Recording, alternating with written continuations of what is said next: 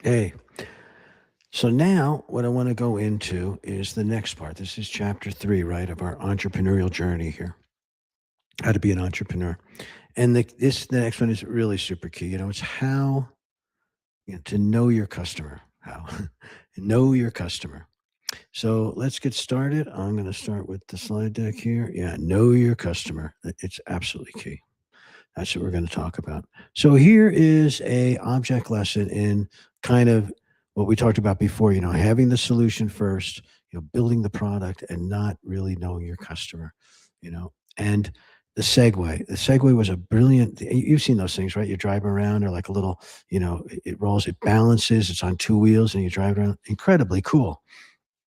But do you see a lot of them driving around? No, but supposedly it was going to be the next greatest thing. Everybody was going to be on a Segway, right? Steve Jobs, even, who was really a brilliant guy, said it might be bigger than the PC. The press called it a revolution in personal transportation. And what happened was, the reality was it solved a problem that most people didn't have. Badly enough to spend 5 grand back then to, $5,000 on it. It couldn't go upstairs. It couldn't, be taken on public transit, and it required standing the whole time. So a lot of people, didn't end up using it, Now that I think about it, I might go get one because they sound kind of fun, but you can just drive it around for pleasure. They use them for tours and stuff like that, right? And they use them in malls. You'll see the mall security guys on them. Great engineering. I mean, really, all the balancing and stuff it has to do, and but it was a faulty customer understanding, and that's what we want to avoid. So that's what wanted to talk about that. Not that it was a bad thing, but it just didn't meet a customer need where the customers are willing to pay enough to cover the cost of building the thing. So, when you say what your market is, and some people say everyone is my market, that is a wrong thing. You have to have it really exactly who your market is, what your customer looks like, and what their needs are. If you're building for everyone, your product doesn't resonate deeply enough with anyone, right? And the marketing message is going to be vague. Pricing is a guess. So these are all the reasons why you don't know where to find customers, it's because you haven't figured out this is where they are. So you have to go narrow first. You have to niche down, baby. You have to niche, go narrow, serve one group exceptionally well. That's a great thing. Messaging is specific and resonant because you know who they are. You can talk to them, in their language, so your messaging is really good. Pricing reflects the real value that you're giving to them. You know exactly where to find them because you know where they're at, and if it works, you expand, but you got to start niche down. It's really key. So building a customer profile, that is what we want to do. And so think about a customer avatar in really specific terms. Who are they? How old are they? What are they struggling with? What are the obstacles they have? What workarounds are they using now? What their preference, would they rather, what their behavior is. You have to know all those things about them, and really make it specific. That's called your customer avatar. And and what that gives you, you exactly, know what to build and what to skip, how to price it because what they're willing to pay, where to find them, what to say, what the messaging is because you know them intimately, right? So you don't want to have a vague customer. Want to have a really clear, idea about who your customer is. Um, so here's three things every customer has, right? They have jobs to be done. They have a task they're trying to accomplish or something, right? Something gets in the way that's, keeping them from their appointed duties, whatever it is. A traffic jam or, a line at the bakery, whatever it is.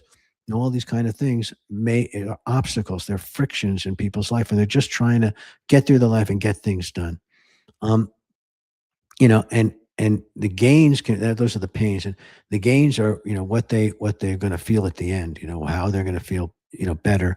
um and that's really what you're not selling features, you're selling feelings. What are people going to feel like when they use your product or service, and they're going to feel accomplished in some way.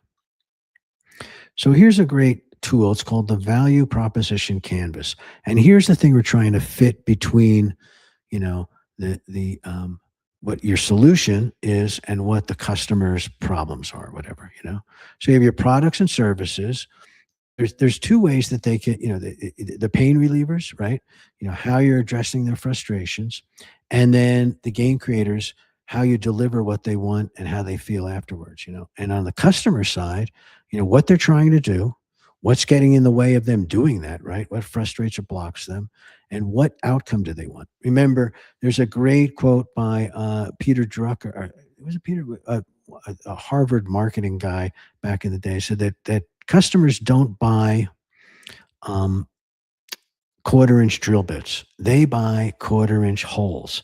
And that's the thing we have to think about. We're selling the quarter-inch drill bit, right?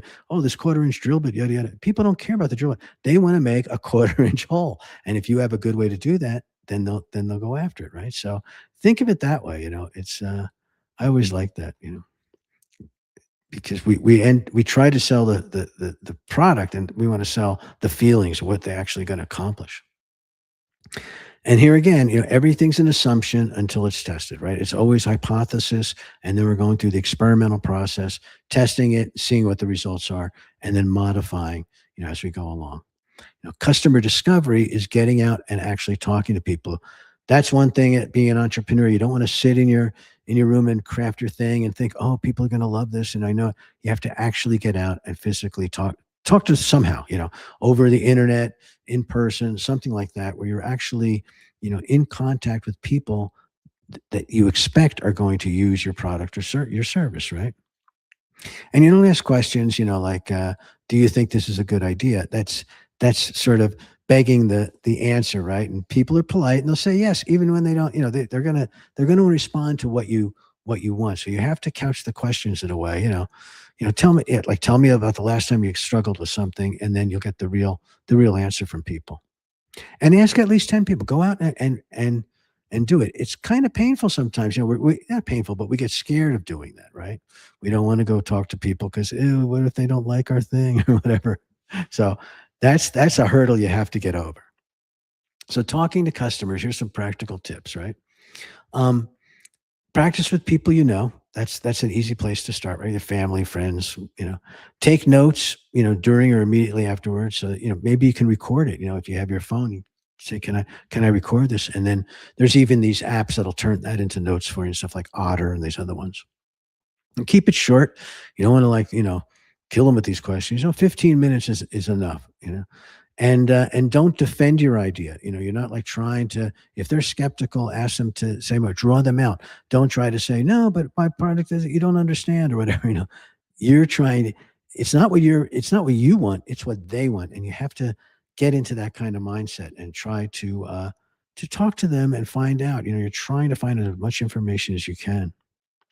So once again, here's a one person, you know, one sentence customer description, not one person. You know, my customer is boom, that specific time who wants to, this is their goal, but what's in the way, you know, so a specific type of person, what their goal is and what's getting in the way. And here's a couple of examples, and you can look at them. You know, this will be in the show notes here. And you know, so that's all that. So here is, you know, let's wrap it up here. You know, here's the key terms. You know, customer profile, a detailed description of your customer, and then the jobs to be done. What are people trying to do? You know, what are they trying to accomplish? What's the pain? What's getting in the way of them accomplishing that? And what's the gain? What are they going to feel? What are the benefits, the outcomes, like that quarter-inch hole, right? Both functional and emotional, you know, the feelings that the customer wants. That's what you're going to put into your marketing messaging and things.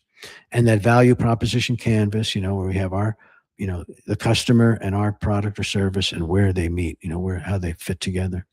And customer discovery, go out and actually leave the building, talk to people, you know. So here's the try it thing. Build a customer profile, you know, for your business idea, and go into that specific detail, who they are, you know. Give your customer name and age, detailed description of their daily life, their frustrations and goals. And then draw a simple value proposition canvas that, you know, and fill in what you know. That is your assignment to do. And then we'll be back with chapter 4, which is your business blueprint. We're going to go over the business model canvas and the different dimensions of what actually assembles into making a business. So until then, stay cool, and I'll catch you very